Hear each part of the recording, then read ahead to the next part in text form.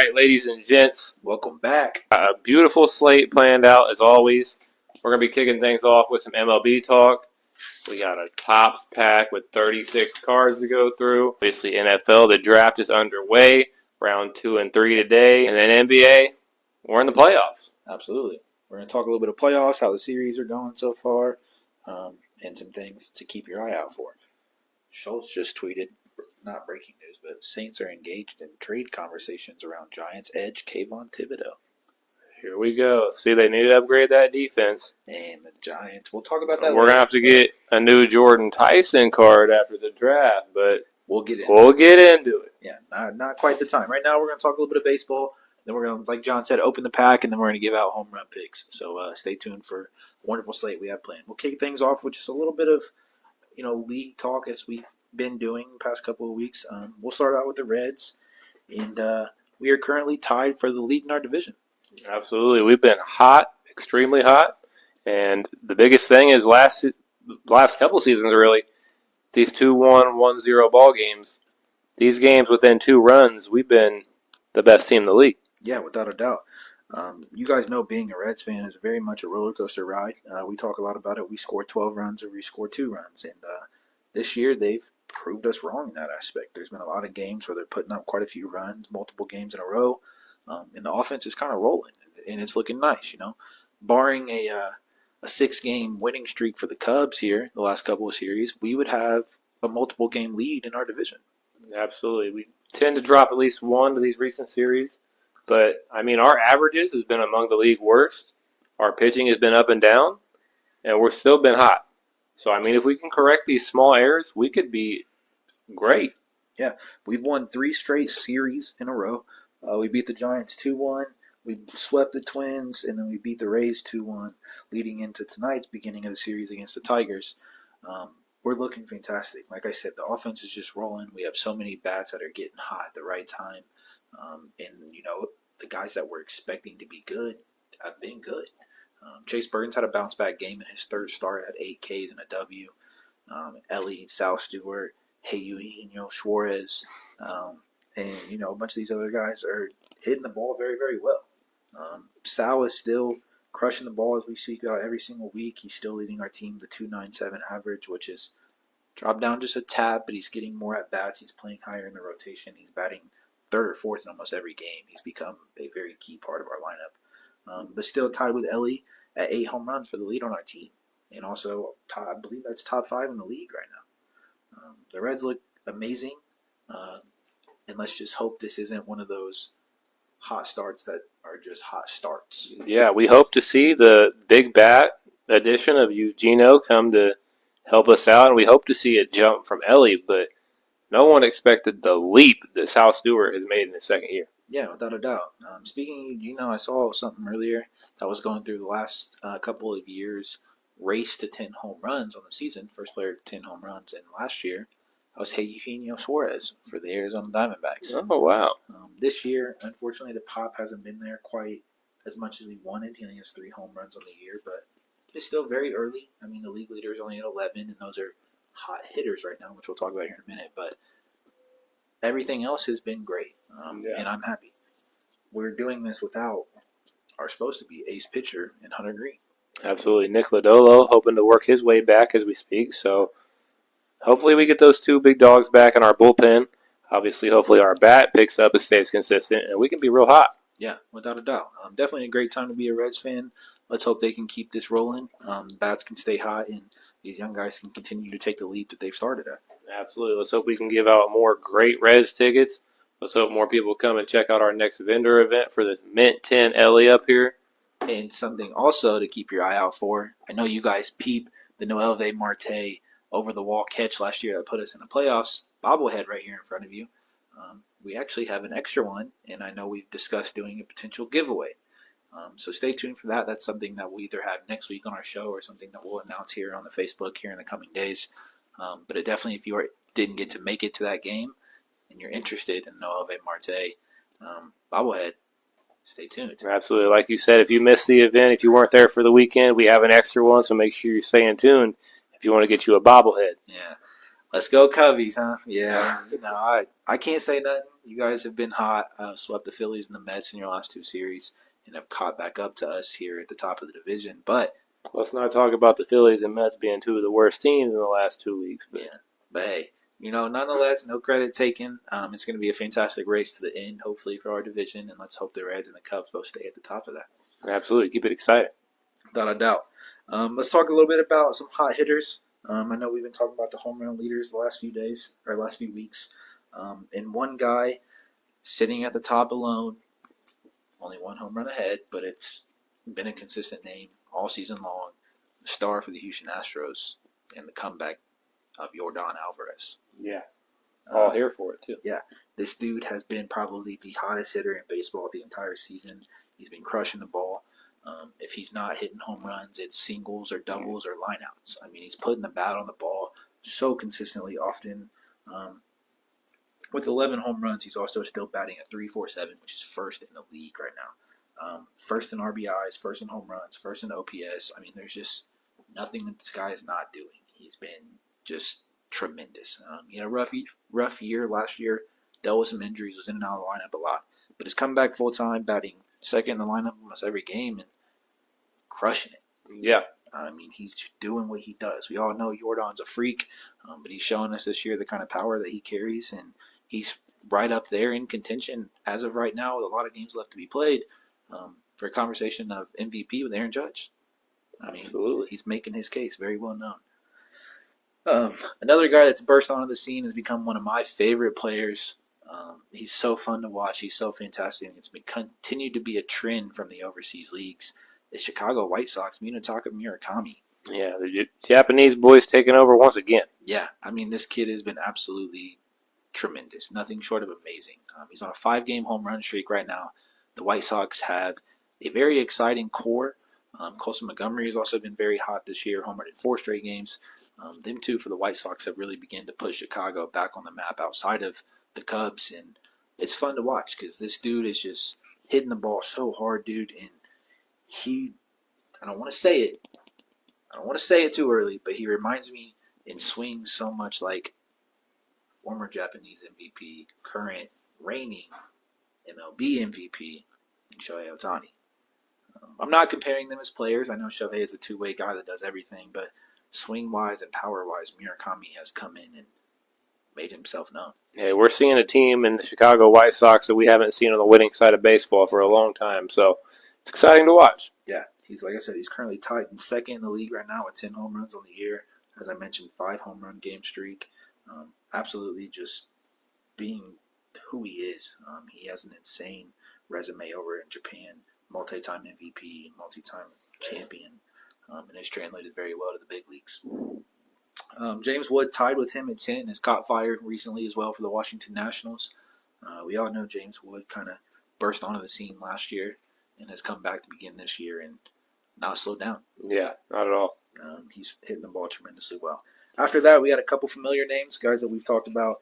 Aaron Judge at 4th. They're in 4th with 9, and Mike Trout in 5th with 8. Two former MVPs, multi-time MVPs, two of the best to ever do it, and two of the best power hitters of our generation are having good seasons. I mean, 8 and 9 are really good for this point in the year, with only guys like Yordan, Murakami, and Wood who have all just caught fire ahead of them. So, a lot of fun this year. There's been a lot of bombs hit, and I'm hoping that trend continues. Absolutely. Let's see. A couple other things to talk about real quick. Braves, even with the power struggle for their star and Ronald Acuna, have gotten off to a very hot start at 18 and 8. Acuna with only a home run on the season, but guys like Olsen and Riley and Michael Harris. Pitching rotation as well. Yeah, just been absolutely tremendous. The San Diego Padres are now tied with the Los Angeles Dodgers for the top of the NL West at 17, or NL East, excuse me. No, West, yeah, I was right. At 17 and 8, so the Dodgers have kind of figured it out. Have been winning some big games. Nice little core over there. Once again, even with the power struggle, Fernando Tatis, who I believe has 0 so far this season, they're still playing very, very well. But that's just a look around the league. I know we talked about the Marlins last week. They've cooled off a little bit and fell to 12 and 13. Haven't heard much of them since their first couple weeks. And no other team really going insane right now. I know we mentioned the The Mets finally just busted a 12-game losing streak. Juan Soto's back, and they're finally able to get them a W. And then the Phillies now hold the longest losing streak in the MLB at 9. So two familiarly good teams have had rough starts to the season. Ladies and gentlemen, it's not an entire box tonight, but we're going to entice you guys with a nice little 2026 Series 1 Top 75. 36 cards. Nice little cool pack opening. Looking for relic and autograph relic cards. And we're going to see if we can pull anything insane. Absolutely. Obviously, doing these vendor events, staying local, giving out cards, doing auctions, etc. So make sure you're following in. Make sure you're tapped in for whatever we pull and whatever you're interested in. Yeah. As you guys can see here, just a few cards up here that we've acquired since the event. We have a beautiful, as John just shown a second ago, Jim Mint 10 stars of MLB Ellie Deli Cruz. We have a beautiful Chris Olave jersey patch. Credits to my brother out in the chat for that one. And then we have a glitter prism Mike Trout for the Los Angeles Angels. And we have an old throwback Irvin Magic Johnson MVP Lakers card. So those are just a few that we picked up that we got up here. We have plenty more behind the scenes in the vault that we haven't showed. So stay tuned for the information on the next vendor event. We're super excited. It should be half. Absolutely. Let's do it. All right. Let me put this up here. All right. You want to start or you want me to start? I can start. Let's see. Mr. Joe Adele, outfielder for the Angels. Good start. He's been hitting the ball pretty well. Adam Frazier for the Kansas City Royals. Andrew Vaughn, Milwaukee Brewers. We have a San Diego Padres National League team card. West Division champs. Mike Yastrzemski from the Royals. Yastrzemski. Yeah, I got to have a stroke with some of these last names. Part of it. We have a couple of his cards already. Kind of found his bat lately, Mr. Nick Kurtz for the Oakland Athletics, or Las Vegas Athletics, whatever you want to call it. Might be back. A Philadelphia Phillies National League team card. There we go. A David Peterson. Shout out the dude who hit Shohei Ohtani on the shoulder with the first pitch, and the reason he hasn't hit a home run in weeks. Jackson Merrill. Awesome outfield catch graphic on this card. Beautiful. We'd love to see that. We'll have some bangers coming towards the end of this pack. Future Stars Speedster. Shout out Landon if he's in the chat. Chandler Simpson. Dog. For the Tampa Bay Rays. Leadoff hitter for those guys. Tommy Edman for the LA Dodgers. Throw that one over there. We have a Style and Smiles Youngsters of Storm Beantown Boston Red Sox. Roman Anthony and Marcelio Meyer. Hey. Duo card. Roman Anthony, hopefully a future star over there for them boys. Carlos Cortez rookie card for the Athletics. A guy that I just mentioned a little bit ago could possibly homer tonight. Chicago White Sox shortstop Colson Montgomery. Yup. Absolute It's a dog. sign. Pitcher Ben Lively for the Cleveland Guardians. Las Vegas Athletics Max Schumann. Luke Raley, Seattle Mariners card. Hey, he's been hitting quite a few bombs this season. Max Fried for the New York Yankees, starting pitcher. Not a bad pull. I believe we already have him, though. Brian Bello, pitcher for the Red Sox. Christian Moore for the Los Angeles Angels. Bradley Rodriguez, rookie card, pitcher for the Padres. You see that? Mariners Mashers unite. Julio Rodriguez and the big dumper Cal Raleigh. Yeah. And O'Neal Cruz, Yeah. Pirates card. Been hitting the ball well lately. Another guy who had a fantastic hot start to the season for the Athletics, Mr. Shea Bang Lears. Cardinals outfielder Brendan Donovan. Yup. Ronnie Maruccio for the New York Mets. A Houston Astros American League team card. There we go. Ooh, a guy who has been tremendous. the hottest bat on the Los Angeles Dodgers this year, multiple double home run games. Glitter Prism, Max Muncy. Hey, He's been hitting the ball super well. someone that's been struggling to hit the ball so far. Yep. Bobby Witt Jr. for the Landscape. Kansas City Royals. We did it again. This card goes for a little bit. Remember we pulled this last time? Oh, yeah. We got the Mr. Shohei Ohtani. Speaking of the go throw Ohtani and Colson Montgomery in a 2-leg right now. It's a sign. It's a very big sign. Another Dodger with Mookie Betts. Chicago White Sox, top 75, Frank Thomas, first baseman, designated hitter. Nah, Mookie goes over here. Mookie's not a bad pull. Jackson Holiday Hey, for the Orioles. I believe we pulled this card last time. Stars of the MLB, Mookie Betts. Finishing off with a Quinn Priester pitcher for the Brewers. I have one more left in my rotation. I believe we've also pulled this one. Stars of the MLB, Julio Rodriguez. Beautiful. Yeah. So not a bad pack. Without pulling this Shohei Ohtani last time, it would have been a little more exciting. But this is a really good card. It's like The Reflector. Yeah, the Reflector, Shohei Ohtani. Definitely not a bad pull for us out of a little 36 card pack. So not too shabby. Some decent pulls within there. We'll give some of these sleeved up. I really like this glittered Reflector, Max Muncy. It's a good design.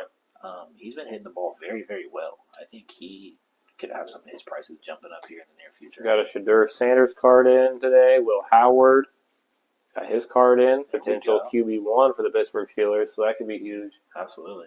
A Randy Moss card. I have a 8 out of 10 numbered Vince Carter card. A lot of new exclusives in this last week or two. We've been digging, researching, bidding, all the exciting stuff. So make sure you're tuned into our next vendor event. Reds, Tigers game has been put into a delay, I'm assuming due to weather. Yeah, rain around here. Yeah. So you still got some time on that game. Unfortunately, home runs in that game could be scarce due to the weather. But obviously, still some big bats, and we're hoping for a dub to start the series versus the Tigers. All right, ladies and gentlemen, that is our pack opening for the day. The only pack we have for today, unfortunately, but we're definitely going to have some more here in the near future. We want to get some more football, some more NBA cards. It was a cool little MLB pack opening that didn't go too bad. Definitely pulled some decent names and some decent cards. Absolutely. I don't know. I think this card is beautiful. I know I can't keep. Oh, I know. This card is amazing. Jim Minton, Ellie De La Cruz. 2024 top stars of the MLB. This card is absolutely gorgeous. You just want to stare at it. Yeah. So for all of our locals and our Reds fans out there, stay tuned for our next vendor event coming up. Had some bangers shipped out today, you say? A whole lot of them. You're going to have to know my brother. Oh. So he purchased some more. I like to see it. See, we're going to have a whole collection to go through. Absolutely. You'll have to let me know what you got, though. I'm definitely intrigued to see. But all right. It's enough MLB for the moment. Before these games start pitching off here in a matter of 10 minutes or so, we're going to slide things over to something we mentioned a while ago, the NFL in the NFL draft. Yeah, round 1 has concluded. All 32 picks are in. Feelings are to be had. Yeah. Obviously, I feel like obviously number 1 was expected. And then it was a little shaky from there. I'm personally excited. Uh-oh. Oh, I like to hear that. Uh-oh. I like to hear that. I'm intrigued. Uh-oh. I'm intrigued. Yeah, you have to FaceTime me later and show me or something when you get them, or just send me pictures or something. I gave him those cards that we got for him, the Pickens and the Fireman, and he enjoyed them. Thank you. Yeah. But yeah, NFL draft. We got a lot to talk about. Some things went as expected, and some things didn't go as expected. Personally, as a New Orleans Saints fan, I'm pretty happy. Rather pleased with how things turned out, friends? For the first time in the last couple of years, I'm actually pretty ecstatic about our first round pick. But we'll get to that as we go down the list. Obviously, you said number 1 was almost a guarantee. It was the lock of the lock. IU, national champion. Who, who, who? The reigning Heisman, undefeated, 16-0 national championship season, and now the number 1 pick in future starting quarterback for the Las Vegas Raiders, Fernando Mendoza. Absolutely. Obviously, Kirk Cousins, that whole controversy. He said start who's better. It's either a 6-week plan or it's a Patrick Mahomes 1-year plan. We'll see how things go. We'll see how that contract and situation plays out. But like you said, 16-0, Heisman winner, a chance to be mentored by part owner, whatever his technical label is, Tom Brady, Hall of Famer, probably the GOAT in 90% of people's books. I mean, you got a great setup. Yeah. You just got Genty in the top 5 last year. Things are starting to come together. Without a doubt. The Raiders went out and spent quite a bit of money. They picked up some valuable pieces this offseason. Kevin Durant was ruled out tonight. Lakers Lakers. info. Oh, baby. Come on, man. Let's go. Shout out to Lake Show. But, yeah. Mendoza. Yeah, I forgot where we were for a second. Got too excited. About Lakers, excited for tonight now. Not that we want the excuses, but hey, it's not our fault. You don't have Luka. Yeah, that's facts. That's very facts. It's very factual. I'm my boy Luke. But yeah, Mendoza, number 1 of the Raiders, future star. Whether, like John said, whether he sits a year or whether he sits 8 weeks or 6 weeks, whatever it is, he's going to be ready. He's going to do what he does. Number 2 pick. The New York started Jets. A little bit of a shakeup. Aaron Glenn. Your defense had 0 turnovers last year. That's where you're expected to go, regardless of the name. Yeah. A lot of people expecting Arvell Reese. Not quite. But it's the New York Jets. Yeah. Not a terrible name. Partial controversy. Still a dog. You're a top 5 NFL draftee. David Bailey. Yeah. With Dante Moore going back to Oregon early in the offseason, we knew Jets were always going edge rusher. It was just a matter of Reese or Bailey. Jets seen more of what they liked in the prospect of David Bailey and go there. It was really a toss-up. You never really know who's going to be better until we start to get into their careers. But either way, it wasn't really a miss. You knew what you were getting regardless. It was an edge rusher. Shout out the Jets. Hopefully start the rebuild back of what was the worst defense in football last year. With no questions asked. Number 3, Arizona Cardinals went out and got a future Hall of Famer, gold jacket wearing, stat book sharing, absolute demon in Jeremiah Love. Absolutely. The best football player in the draft, the best running back in the draft, the best player in college football the last 2 years. He is that guy. He is a game changer. He is a day 1 starter. And he is someone that is going to turn that offense from worst to first very quickly. Yeah. There's nothing he can't do. We talked about it now being able to pair Jeremiah Love with the Trey McBride, Marvin Harrison Jr. Obviously, the quarterback situation, it's shaky. You're Arizona. You have a top 3 draft pick. Fine last year, though. But you got Jeremiah Love. Yeah. That's a good place to start. It was the right pick, barring, stipulation from others. He was the pick. Yes, you could have went out and got Reese or Downs or Styles or any of these top defensive guys, but you went out and got a guy that's going to make an immediate impact and be, like I said, a future Hall of Famer. This guy is going to etch his name into the history books very quickly, and he's going to do it in exciting fashion. He's fast. He's strong. He's agile. He's elusive. He's powerful. I mean, he does everything. There's nothing he can't do. Go back and watch his highlights. Watch his tape. He's the best player. Single season record for rushing and receiving touchdowns in a season. Yeah. For Notre Dame. I date a Notre Dame Fighting Irish diehard fan, so a lot of those games I was tuned in for, and absolutely, I had a lot of fun and enjoyed watching Jeremiah Love do what he does best. And even though he's an Arizona Cardinal and not a New Orleans Saint, I'm still excited to watch the career play out. He's tremendous. Number 4, Titans shocked a few people with this one, but it was probably the right pick in their books. They took the first wide receiver off the board, the best route runner in the draft, Ohio State alumni, Carnell Tate. And you went out and you got Cam Ward last year. number 1 pick, hoping to be your franchise quarterback. And you spent some money in free agency. You got some vets. You brought in some guys to fix some holes. And you went out and started the potential fix of the worst wide receiver core in the league last year. The most drops of anybody. Picked up Wandell, and you got Cardinal Tate now. You need someone to receive the ball when you got Cam Ward back there, and what a pickup. 1,000%. Cam Ward definitely had, his noise in the ear of the GMs and the managers and everybody, coaches, when it came to that pick. But they did probably the right thing.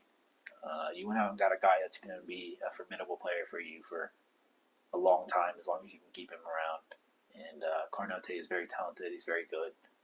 Being the first wide receiver off the board as the number 2 wide receiver on your team most years is definitely saying something. Yeah. Shut out the Titans. Number 5, New York Giants, one of their 2 top 10 picks. The team that most people are most excited for coming into the season. John Harbaugh led New York Giants. Our biggest winners. Yeah. And I believe for where they were put in this draft, they didn't expect this guy to be here, but the fact that he was, you kind of are forced to take him at that point. The number 2 projected pick in a lot of mock drafts, Arvell Reese, fell down to number 5, and the Giants stopped the slide there. Yeah. Selected a more predominantly edge rusher, but a guy that took snaps at a lot of different positions, took almost 300 snaps as a linebacker in pass coverage throughout his college career, and took almost 100 as safety. These guys kind of played all over the field. He succeeded the most at edge rusher last year, as we all know, but this is a guy I expect them to at least try out in multiple different spots, as their edge rushers are kind of loaded. Brian Burns, who had an all-star year last year, all-pro year last year, should I say, was second in the league in sacks. Abdul Carter, a guy you just drafted last year, has a lot of potential to be a very great pass rusher, very Micah Parson-like. And then you still have Kayvon Thibodeau, who I did mention at the beginning of the show, is now in trade talks with the New Orleans Saints for a potential move to New Orleans, which I would be happy about. But even moving him, you're stuck in a logjam with those 3 guys. So I expect Arvell Reese to play some inside linebacker, some pass coverage here and there. He'll rotate with Carter, more than likely on edge rusher snaps, and they'll get their use out of it. Yeah, obviously a little bit of snapback from Mr. Malik Neighbors. Yeah. The number 1 wideout. Yeah. And A little confusion there from one of your players. I get it. I truly do. But it was that or you take a receiver. Malik Neighbors wants to be the guy. He is the guy. He wants all the snaps, all the looks, all the targets. That will continue to be that way now. They'll more than likely draft receiver at some point in these later rounds to kind of try to fill the hole. But I'm not super mad at the pick if you move Thibodeau and you figure out how to rotate these guys and get the most out of every single one of them, because they're all fantastic talents. Absolutely. Moves us on to 6, which was the Chiefs, who traded up with the Browns. Yeah. You make a move like that, it's got to be someone big. But I think it's someone that could have been there at 9. Yeah, I 1,000% agree. He definitely would have been there at 9. The Browns were never taking him. And you had 2 defense players on the board at that point who were way better. And but the Chiefs went out and got their corner. They traded up for Mr. Mansour Delane. Filled the Trey McDuffie hole, or at least are trying to. Yeah. You traded 100%. McDuffie, so you didn't have to pay him, which was an interesting move. But if Mansour Delane can pan out and be an all-pro, number 1 CB kind of guy, it's not the worst move in the world. Exactly. LSU guy, he was probably the best corner in the draft due to the injury concerns and off-the-field problems for Jamal McCoy. But Chiefs doing what they do, trying to get the defense back. Your offense always has a chance with Patrick Mahomes as long as he comes back healthy and trying to fix some holes. Yeah, it's Chiefs doing Chiefs things. You have Andy Reid. You have Patrick Mahomes. Travis Kelce's running it back. You have Chris Jones. Not a lot of things to completely worry and stress about.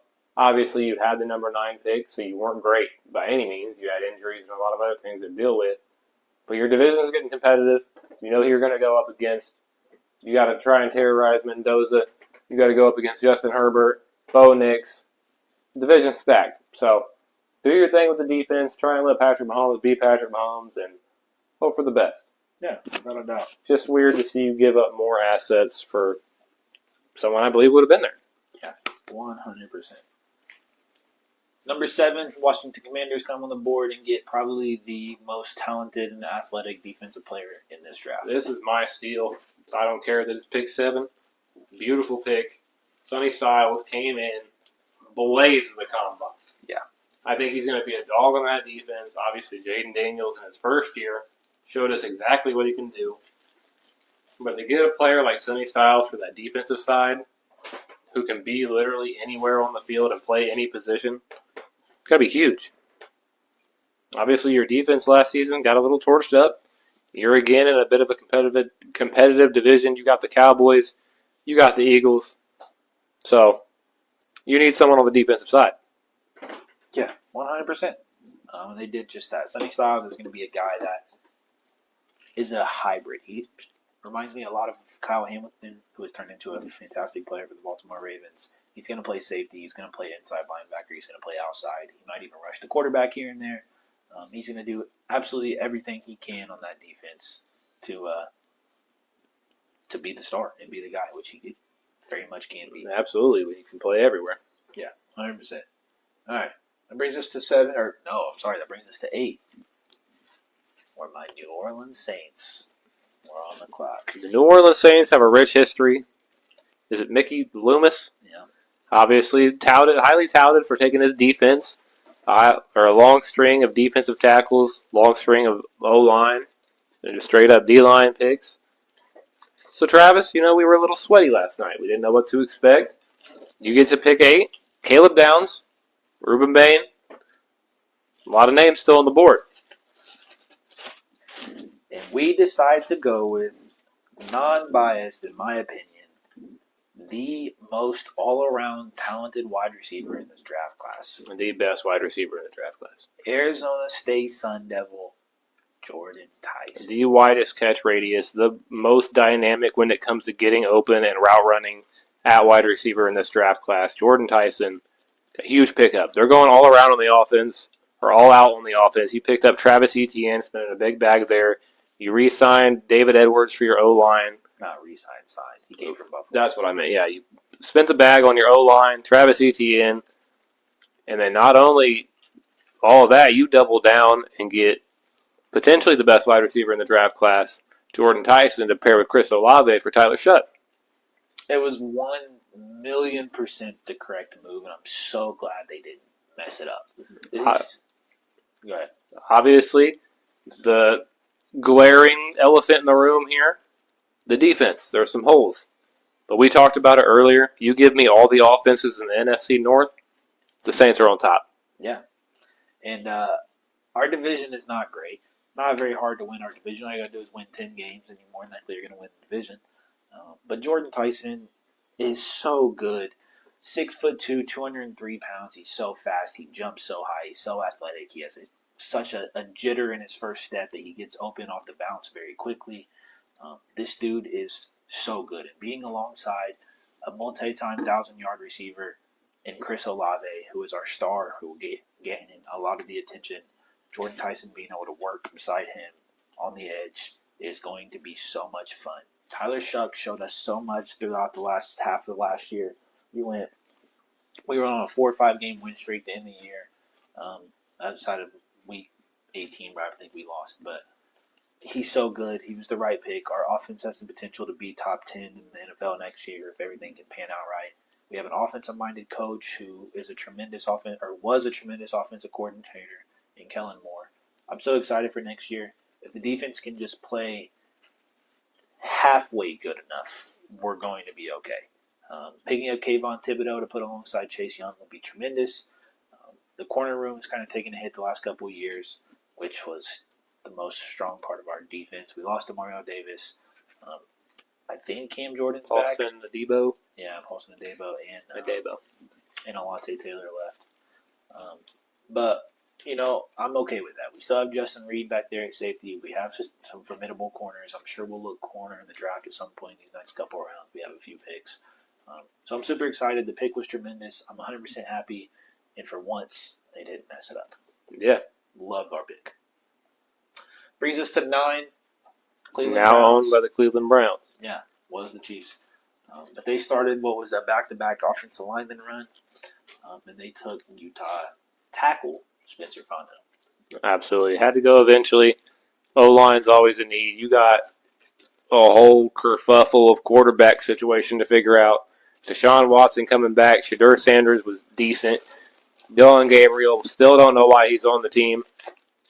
Someone else is over there. You got a lot to figure out in Cleveland.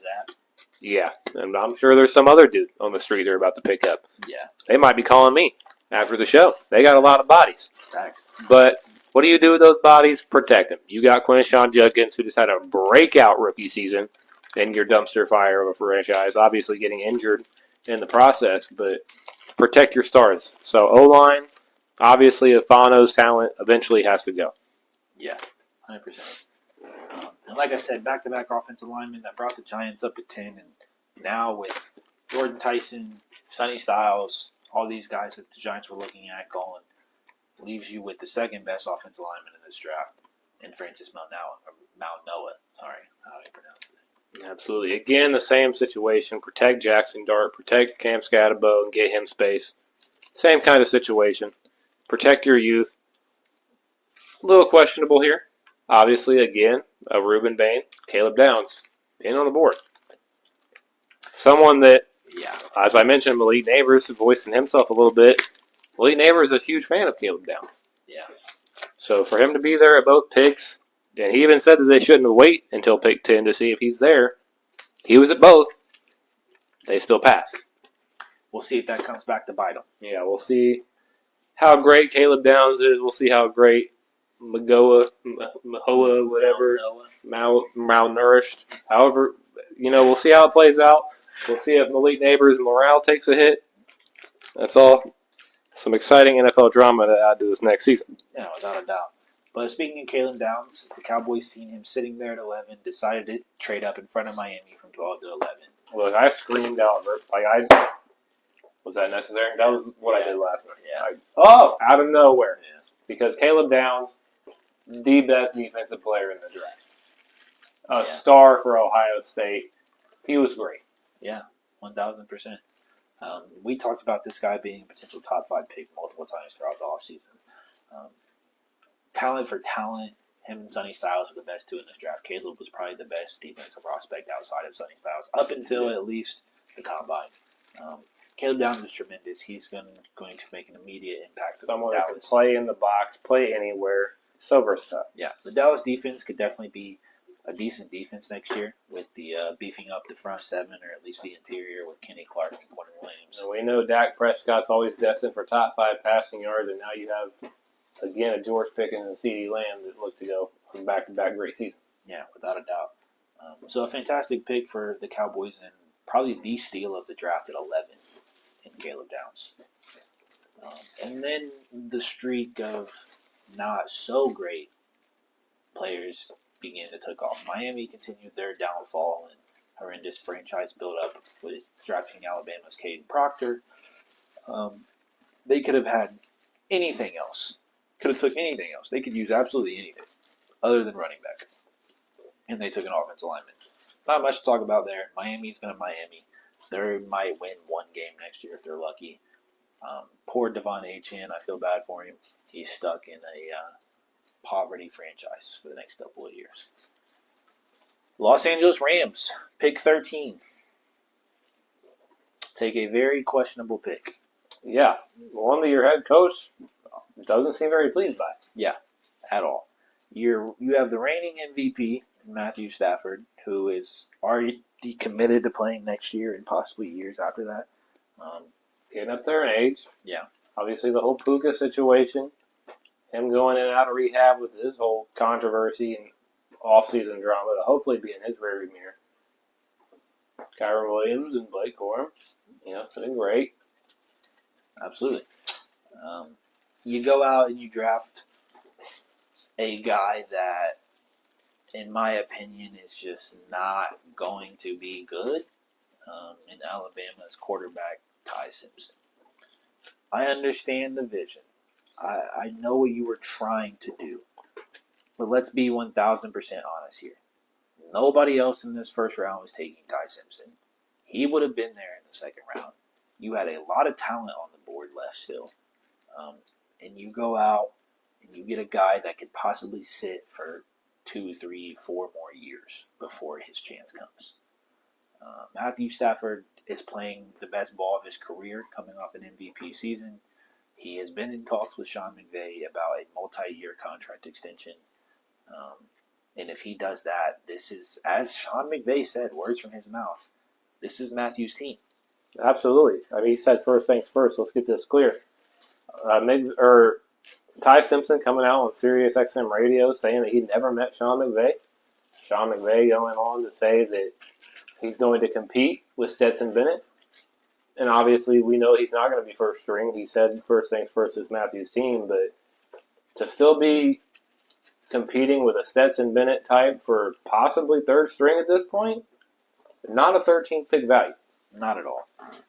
They're hoping this can be their QB of the future when Matt's time is over with, but I think you could have waited maybe even till next year in the draft with a lot more talent in next year's QB class.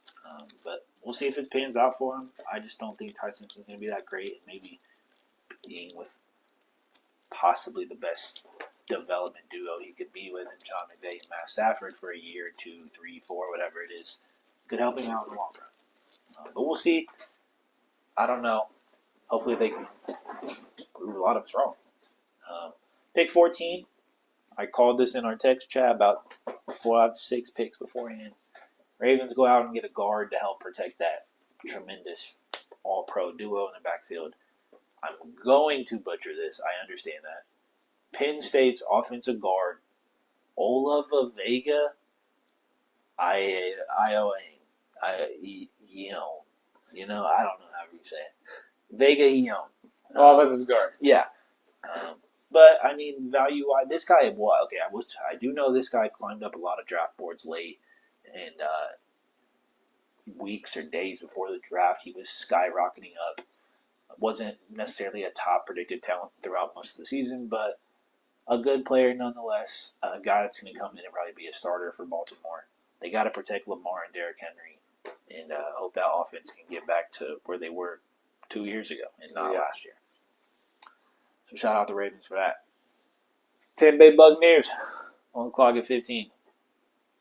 Take the Miami edge rusher, the first of the duo, the better of the duo, and Mr. Ruben Bain Jr. Absolutely fell. Due to a couple of reasons. This guy early in the year, in the very early mock drafts, was top 3 pick, almost number 1 pick in a lot of the classes, or a lot of the mock drafts. Miami had a fantastic season. They made it all the way to the national championship, eventually losing to the Indiana Hoosiers. But he was still fantastic. Ruben Bain fell down draft boards due to his measurements. The shortest arms in the draft class for an edge rusher. Yeah. Posed some potential problems to a lot of scouts and team administrators and guys of that nature. But this guy is going to be great. He has so much raw power. He's not so much of a finesse guy where he needs his arm strength to move people out of the way. He's a guy that's just going to bull rush you. He's going to get through you. He's going to make plays, and he's going to get to the quarterback. He's going to be good. This will be the Bucs' leader in sacks next year. He's going to be an immediate day 1 starter, and he's going to be one of the captains of that defense in a few years. I believe in Ruben Bain. New York Jets. Back on the clock. 16. Still a lot of holes. You drafted a good player at pick 1, I guess. No, I'm just joshing. David Bailey's going to be good. You go out and you get you an offensive guy.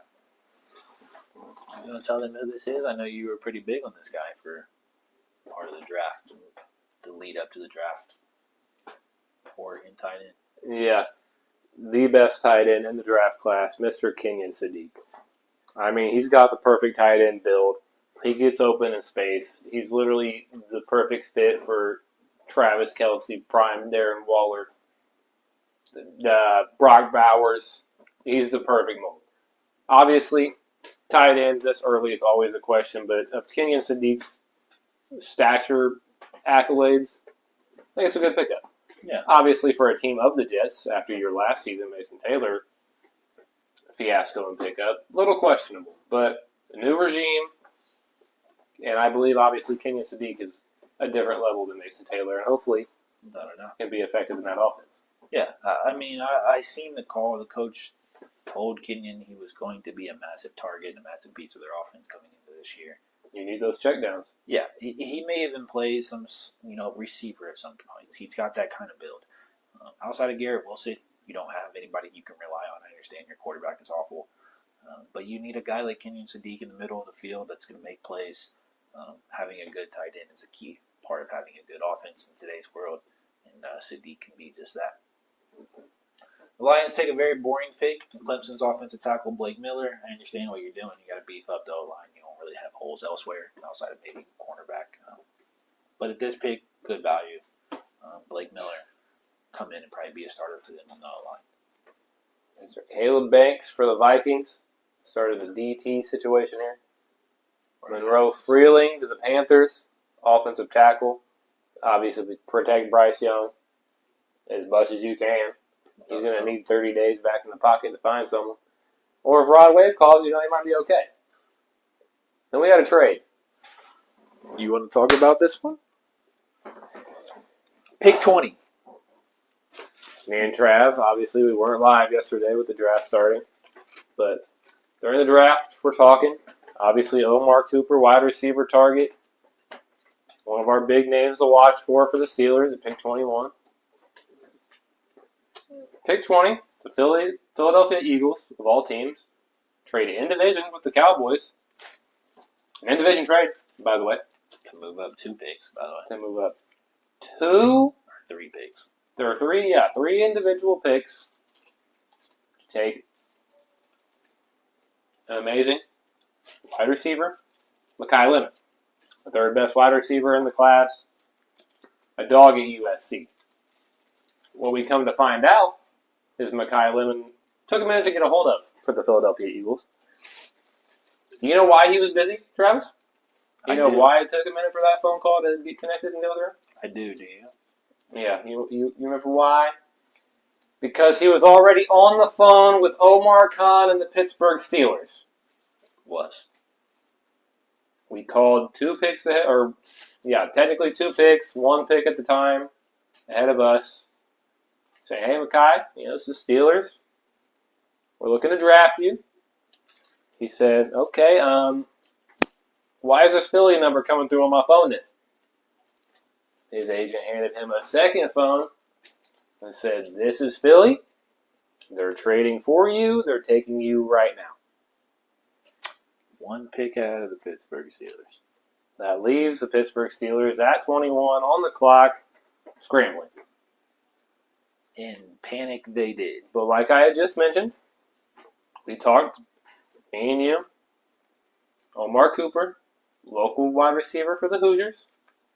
Still an awesome pickup here. It fell perfectly in our lap. Financially, we had a bet. We threw one in. Said, why not? We thought it was a good look. Mekhi Lemon goes ahead of us. That leaves us needing a receiver. We're just needing that 3. But no. The Pittsburgh Steelers took offensive tackle. Max, whatever his last name is. Yeah. Gonna butcher it if we even try. Yeah. Offensive tackle. Obviously, Broderick Jones, neck injury situation. You don't know what's up with his, honestly, career at the moment. You don't know who your quarterback is. I don't like this pick. Yeah. It's boring. Obviously, offensive tackle is always boring to take in the draft, but to take a guy like that with talent still on the board at receiver and other positions of need was a very interesting decision, and we'll see if it works out for him. Pick 22, Los Angeles Chargers were on the clock, and they took the other half of the Miami edge rushing duo in Akeem Mesidor. not as great as Ruben Bain, statistically on paper, but Akeem Mesidor nonetheless is fantastic. They were both a huge part of that Miami defensive run last year. Made so many big plays. Mesidor for the Chargers is going to make an immediate impact, and he's going to be a starter. Absolutely. Cowboys trade back up to 23. This was the part of the Eagles trade. They didn't trade back up. This was the big they gained from the Eagles trade for Mekhi Lemon. They took UCF edge Malachi Lawrence to pair alongside Rashawn Gary. Best available. Yeah, not so sure he'll be a starter day one, but more than likely eventually. Browns came on the clock, traded up for pick 24 to take their guy in who they believe to be one of their wide receivers. Essentially number one at this point. Yeah, Casey Concepcion, who wasn't bad, Texas A&M receiver. He has potential. He's more of kind of a quickster down in the slot, 5'11", 196. Position ranked 6 of all receivers. Not bad. He's a good value pick for the Browns. If they believe in him, more power to him. But like John said, more than likely going to be their wide receiver one. Bears on the clock at 25, trying to replace the loss of a couple big names on that defense. Crazy offseason in Chicago. Yeah, one of them being now Pittsburgh Steeler, Jaquan Brisker. Shout out. They go out and take, on most people's boards, the second best safety in the draft, Oregon's Dylan Theinman. Yeah. Caleb Downs is obviously so much better. We know that. But outside of Downs, this wasn't a great safety class. Maybe Dylan will surprise me. Maybe he'll be solid. But it was more of a positional need pick for them. Yeah, for sure. More than best player available. But we'll see how it works out. Texans, there was a trade for every pick between 26 and 31. So we're just going to go through these. Texans are on the clock at 26. They took an offensive guard, Kalen Rutledge. Just positional need for them as well. Got to protect guys like C.J. Stroud and David Montgomery and all these guys and give them time back there. Call it a reach, call it deserving. There's people on each side of the fence here. Chris Johnson to the Miami Dolphins. Patriots. You saw Drake May, Brainford there for a second. You saw Drake May get obliterated the whole playoffs. You could have had a Super Bowl had he had an O-line. So you try and fix that a little bit. You get the best available on Caleb Luma. Absolutely. Chiefs back on the clock at pick 29. I believe they traded back into this pick. Who we expected to be a Saint. Thank God he wasn't. But a guy they're going to pair alongside Chris Jones, probably be decent. Clemson defensive tackle Peter Woods, who throughout most of the early part of the season was a top pick in most mock drafts. Top 10. Yeah. But fell down to 29 in this draft, and the Chiefs get a snag on a future star in the middle of their defense potential. And the steal of the draft to the worst team in the draft. Omar Cooper, wide receiver, IU Hoosiers, lands up with the New York Jets. We said it earlier. Outside of Garrett Wilson, there was no one else in that wide receiver core. Of course, you picked up Sadiq earlier in the draft to be your tight end. But you fix wide receiver 2 in a good way.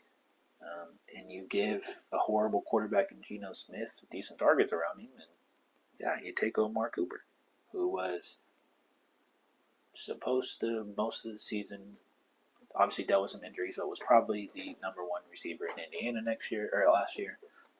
Made the insane game-winning catch on Penn State in the back of the end zone. Go look it up if you haven't seen it. Yeah, the definition of toe tap, by the way. Yeah, tremendous. But he's going to be an amazing slot guy.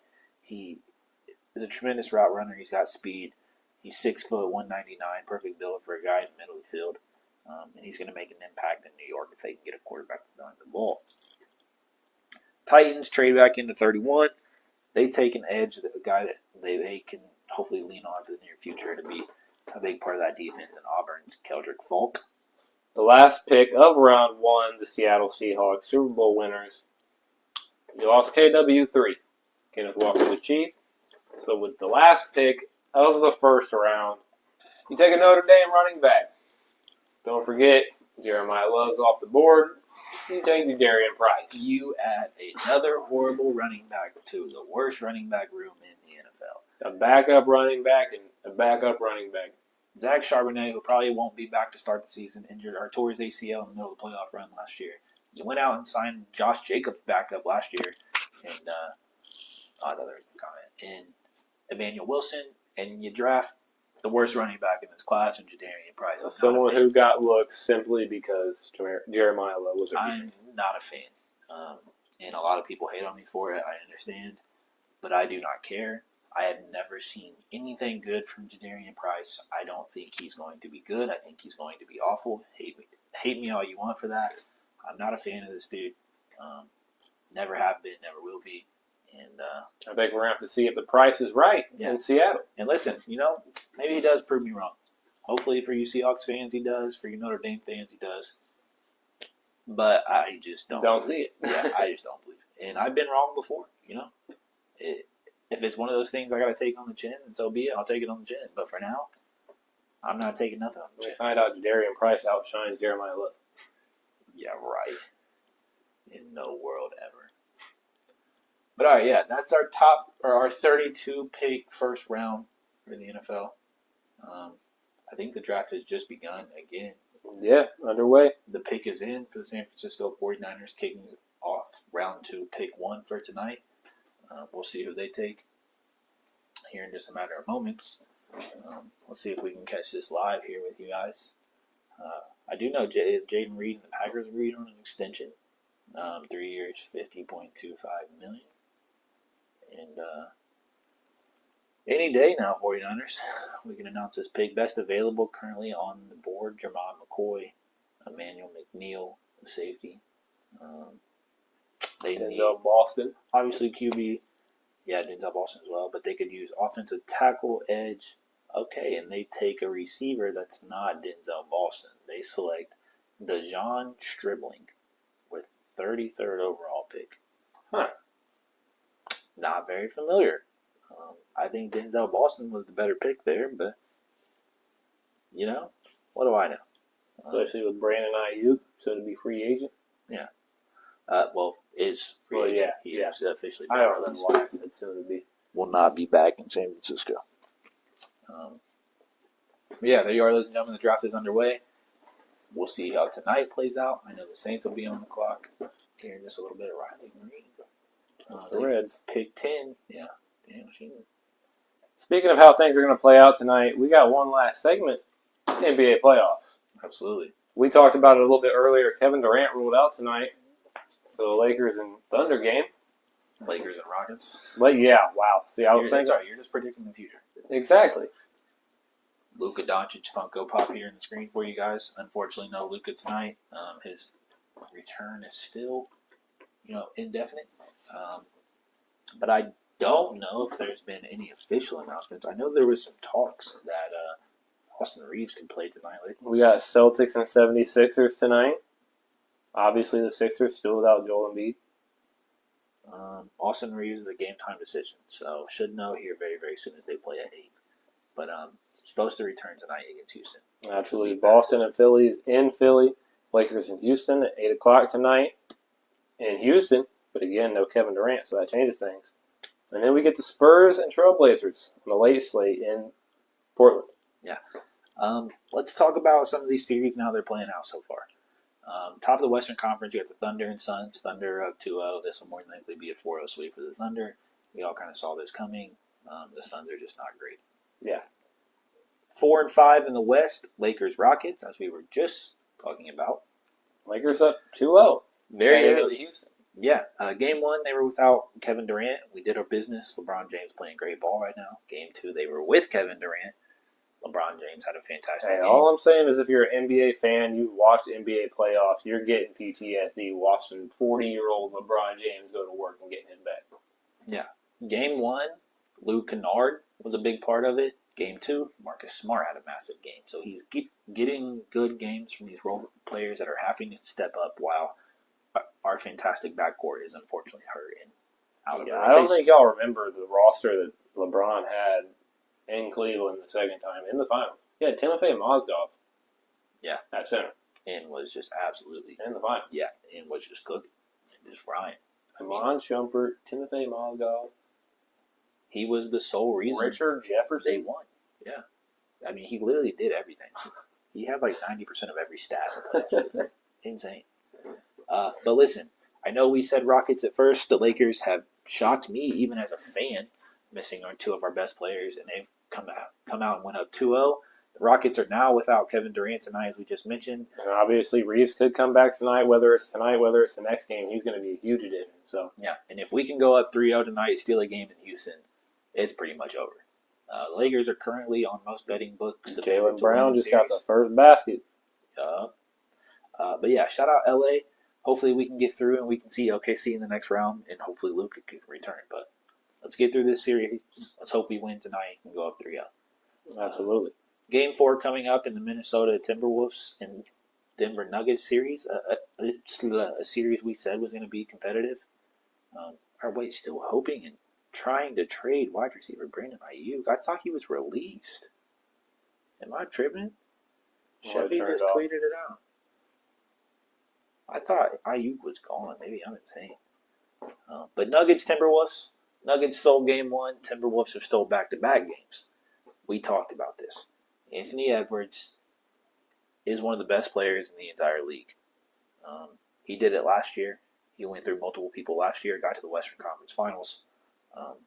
Is he going to do it again this year? He's got his Timberwolves up 2-1 on the Nuggets, but we all know Nikola Jokic is, when healthy, at his peak, one of the best players. Oh, it's because in January, Gunnar Henderson. I'm so sorry. Did you put him on something? I don't remember if I ever ran some. The GM, though, of the Niners, John Lynch, came out and said that Ayuk has played his last snap for the 49ers in January. That's why we mentioned the associated release. Oh, well. We've known. Yeah. It's another A.J. Brown, June 1st cap situation. More than likely. They're just waiting for the designation to fall off and save 20-plus mil. Literally. Can't blame them, I guess. But yeah, Timberwolves up 2-1 over in that series. That series is more than likely going to go to 7. If the Nuggets can steal a game back tomorrow, we'll be primed for a 7-game series. Game 3, Spurs and Blazers. Tied 1-1 due to Victor Wembanyama going out in the first quarter of the last game with a concussion. Yeah, on our promo for the show, obviously a big factor for the Spurs. Yeah, obviously. Well, I hate to be the whatever it's called. There's Captain Obvious here, but top 3 candidate for the MVP in the second year. A future MVP, future NBA champion. This dude is fantastic. Obviously. Obviously, though, you're going up against a monster among monsters, Denny Avdija. Avdija. I think he's supposed to play tonight. He's a game-time decision. Ruled out. Austin Reeves ruled out Friday. Unfortunate. But Wembanyama should play tonight. They should still be okay. Spurs should win this series in 6, more than likely. And we'll see if Wemby can come back and be full speed when he's back. Eastern Conference, Pistons and Magic. It's tied 1-1. The Magic stole a game last week, or 2 days ago, whatever. I mean, you say stole, but they were pretty dominant in that win. No, yeah.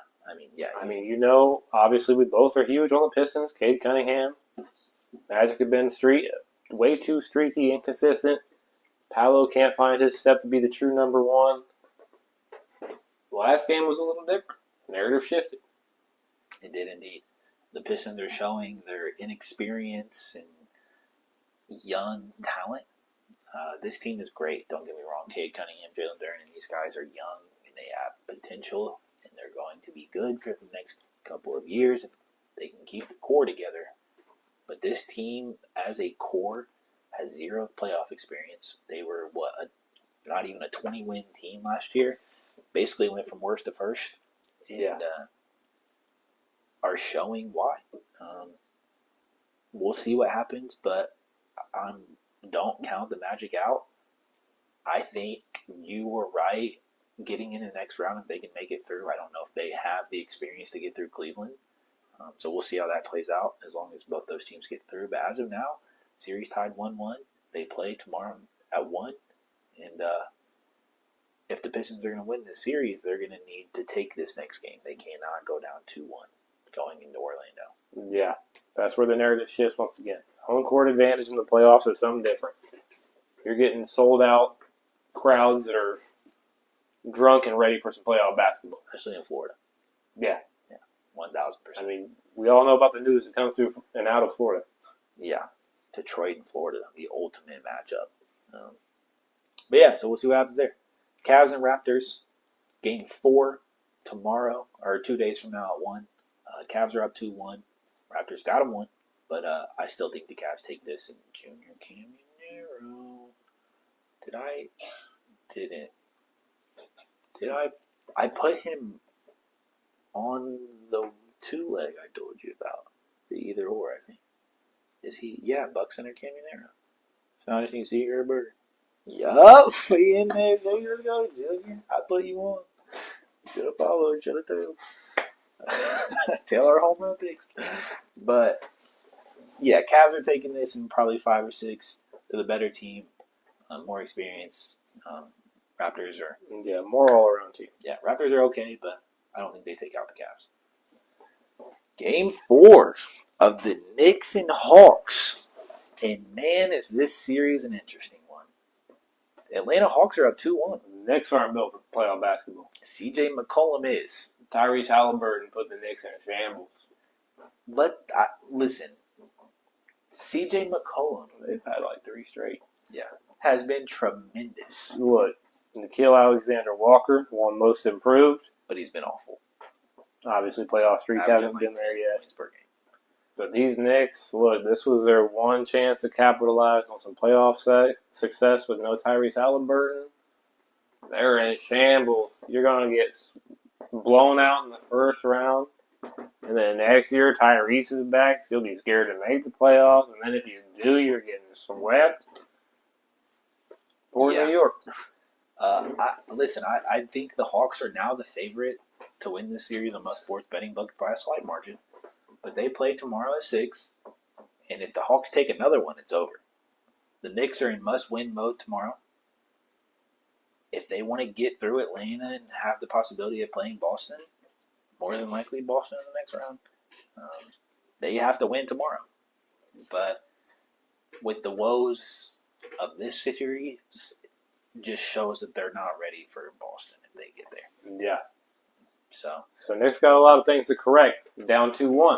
Yeah, we'll see if they can get a hot streak back. Celtics and Sixers. Game 3 just tipped off a few moments ago. Go in this series. 1-1. 76ers got him 1 last game. We've seen Tyrese Maxey be a number 1 many times with this team. I've spoken about it. Joel Embiid is the most unavailable superstar in the NBA.